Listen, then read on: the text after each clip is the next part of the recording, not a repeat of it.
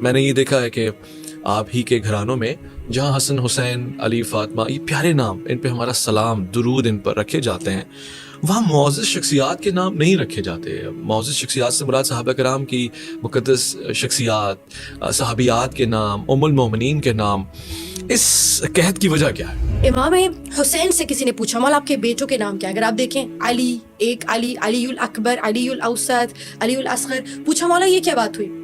بیٹے ہیں علی نام ہے، بیٹیاں ہیں فاطمہ نام ہے۔ تو امام حسین مسکرا کے جملہ ارشاد فرماتے، امام فرماتے ہیں اگر اللہ سبحانہ و تعالی مجھے 70 بیٹے بھی عطا کرے اور 70 بیٹیاں بھی عطا کرے، میں سب کا نام علی اور فاطمہ پر رکھوں گا۔ ہمارے یہاں حقیقتاً دیکھے بات یہ ہے کہ کچھ حضرات کا جھکاؤ اصحاب کی جانب ہے، کچھ حضرات کا جھکاؤ اہل بیت علیہ السلام کی جانب ہے۔ ہمارے لیے ہدایت کا منبع، ماخذ اور مرکز، مجمع رسول مبین صلوات اللہ علیہ وآلہ وسلم کے بعد اہل بیت علیہ السلام کی ذات ہے۔ ائمہ سے روایت ہے کہ جو شخص، جو عورت اپنے خاوند سے اتنی زیادہ تنگ ہو، پریشان ہو کہ موت کو قریب سمجھے اور زندگی دشوار سمجھے اور اس کے شوہر اسے تنگ کر کے رکھا اور طلاق نہ دیتا ہو، اسے کوشش کی ہو طلاق نہ دیتا ہو، خلا بھی نہ لینے کی اجازت دے رہا ہو، تو پھر اسے چاہیے کہ گھر میں بیٹھ کر اللہ کو گواہ بنائے اور ایک چند صیغے ہیں ان صیغوں کو پڑھ لے۔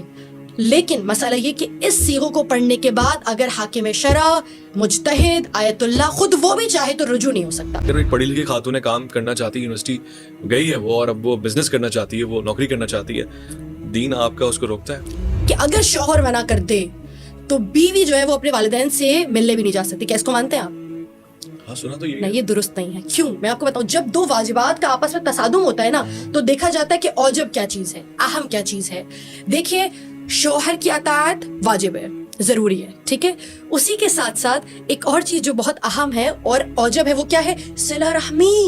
والدین، صلہ رحمی کا حکم صرف آپ حضرات کو نہیں دیا، بیٹیوں کو بھی دیا گیا ہے۔ جی ہاں، اب یہاں پر دو واجبات کا تصادم ہوا۔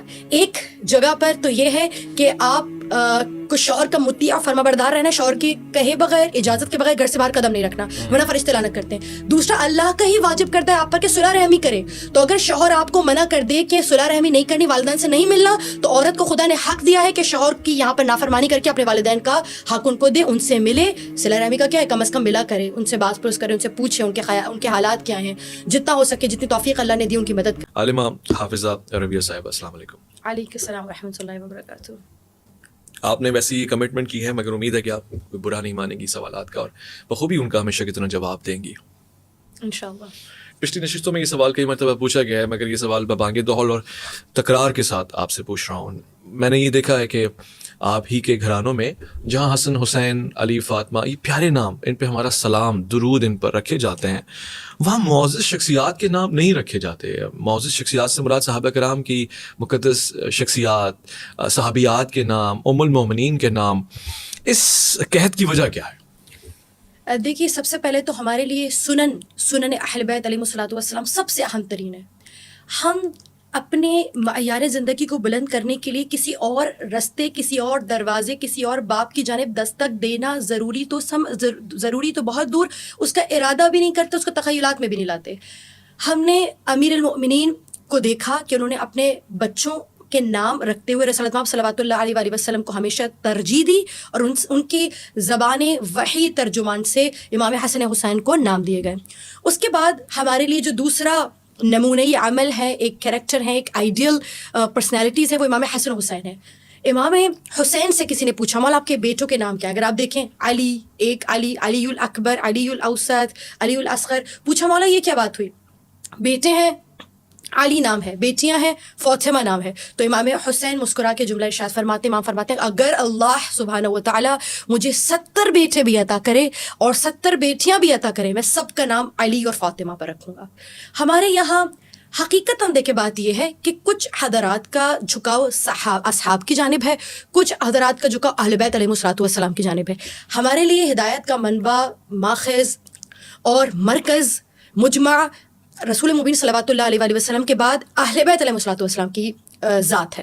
ہم یہ چاہتے ہیں کہ سب سے پہلے ان کو ترجیح دی جائے، اس کے بعد وہ لوگ جو زندگی بھر نہ صرف رسول مبین سے بلکہ ائمہ اطہار علیہ الصلوۃ والسلام سے مستقل وفادار رہے، لمحہ برابر بھی نہ انہیں ایذا دی، نہ ان کے رستے سے اپنے رستے کو جدا کر دیا.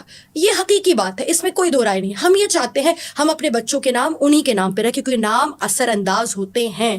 اگر جناب امام حسن حسین نے کسی اور کے نام کو ترجیح دی ہوتی تو ہم ضرور رکھتے. ہمارے لیے یہی قصہ کہانی تمام ہے. ایک شخص کی زیادہ سے زیادہ 3 اولادیں 5 اولادیں ہو جاتی ہیں. ہمارے پاس تو یہی چوائس نہیں ہوتی. اب 5 اولادیں ہیں، اتنے سارے اہل بیت علیہ الصلوۃ والسلام کے نام ہیں. جناب خدیجہ ہیں، اس کے علاوہ جناب فاطمہ ہیں، زینب ہے، کلثوم ہیں، سکینہ ہیں، رباب ہیں. اور پھر اس کے علاوہ ہمیں ملتا ہے حدیث میں سے کہ جس گھر میں سکینہ اور رباب نام نہ موجود ہوں وہ گھر اجڑ جاتے ہیں. اور فرمایا جس گھر میں نام سکینہ اور رباب موجود ہوگا خداوند عالم وہاں بے انتہا برکت دیتا ہے. تو آپ بتائیے جب آپشنز ہمارے پاس کم ہوں گے اور ہستیاں اتنی پیاری پیاری اور زیادہ ہوں گی تو ہم کس کے نام کو پریفرنس دیں گے؟ اگر بعد میں جگہ ہوتی تو شاید کسی کا نام کو پریفرنس دیتے. بہرحال ابھی فی الحال ہمارے لیے ذات ائمہ اطہار علیہ الصلوۃ والسلام سب سے بہترین اور سب سے اہم ترین مرکز ہے. ٹھیک ہے عالمہ صاحبہ، یہ بڑا سوال ہے سنجیدہ آپ سے.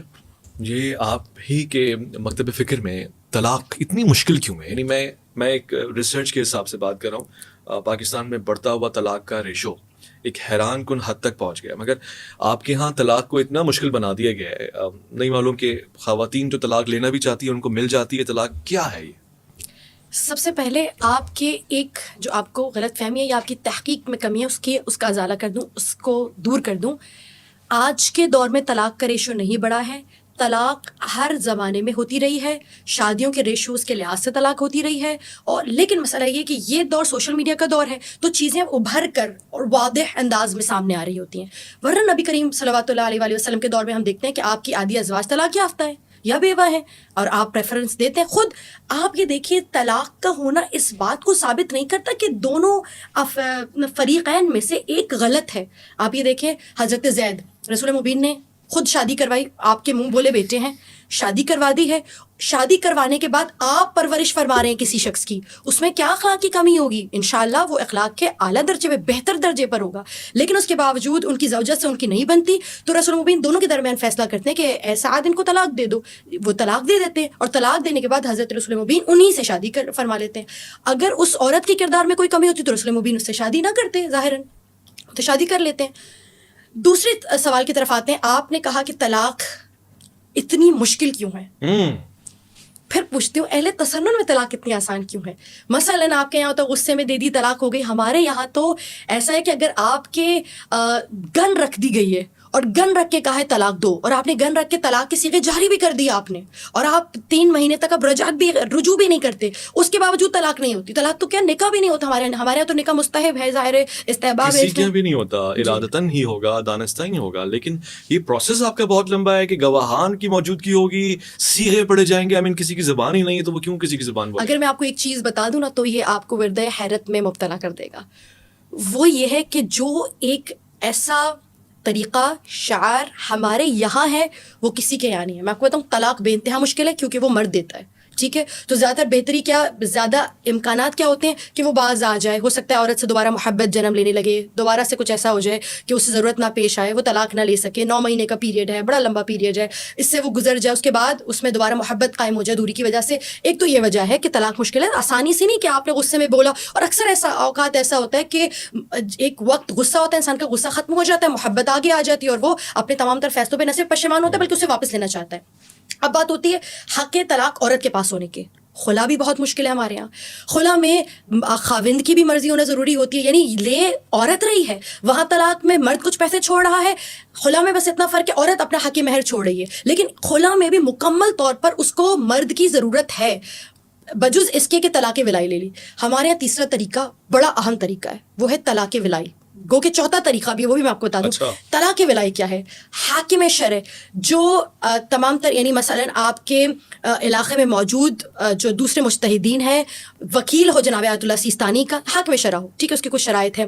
حاکم شرع اگر یہ دیکھے کہ خاتون حق پر ہے، ان کے طلاق لینے کی جو وجوہات ہیں یا شرائط ہیں یا جو طلاق یا خلا جن شرائط پر ہو جاتی ہے اس پر صادق آتی ہے اور صادر آتی ہے، تو پھر وہ اپنی جانب سے صیغے جاری کر سکتا ہے. اور یہاں پر خاوند کو صرف اطلاع دے دینا ضروری ہے، یعنی صرف اطلاع دے دیں، طلاق ولائی میں اتنا کافی ہے. اور اگر طلاق ولائی ہو گئی تو اس میں رجوع بھی نہیں ہو سکتا.